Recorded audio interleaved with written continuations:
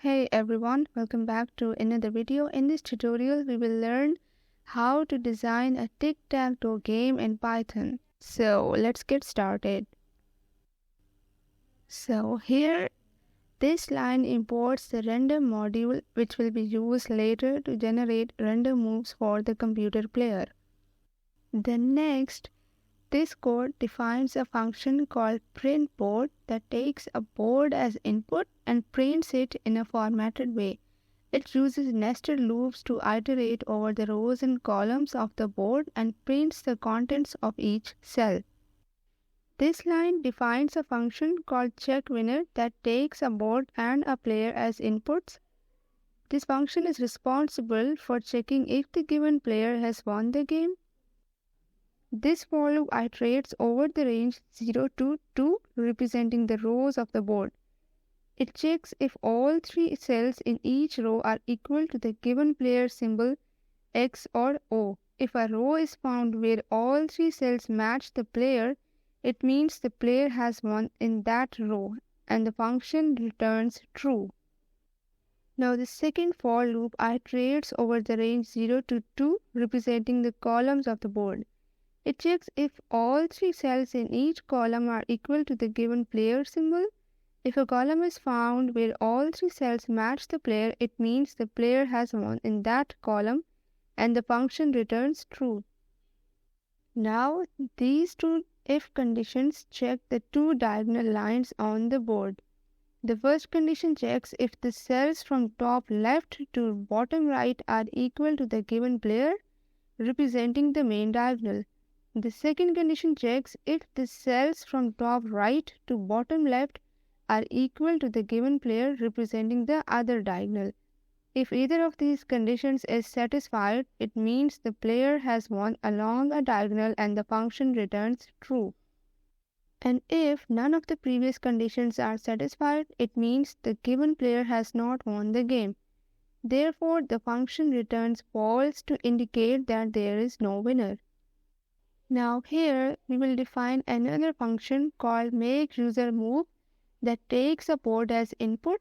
This function is responsible for prompting the user to enter their move and updating the board accordingly. Now this while loop ensures that the user is continuously prompted to enter their move until a valid move is made. It repeatedly asks the user to enter the row and column numbers of their desired move. Now here, this if statement checks the validity of the user's move. It has three conditions. The first condition checks if the entered row number is within the valid range 0 to 2. The second condition checks if the entered column number is within the valid range 0 to 2. And the third one checks if the cell at the specified row and column position is empty. Now if all the conditions in the if statement are met, it means the user's move is valid. The code assigns the symbol X to the cell at specified row and column position on the board. It then breaks out of the while loop to move on to the next part of the code. If any of the conditions in the if statement are not met, it means the user's move is invalid. In this case, the code prints an error message stating that the move is invalid and prompts the user to try again. Now here another function is defined called makeComputerMove that takes a board as input. This function is responsible for making a move for the computer player and updating the board accordingly. This while loop ensures that the computer continues to generate random moves until a valid move is made. It repeatedly generates random row and column numbers within the range of 0 to 2 inclusive. Now, this if statement checks the validity of the computer's randomly generated move.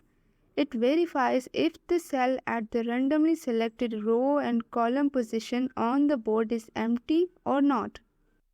If the condition in the if statement is true, it means the randomly generated move is valid.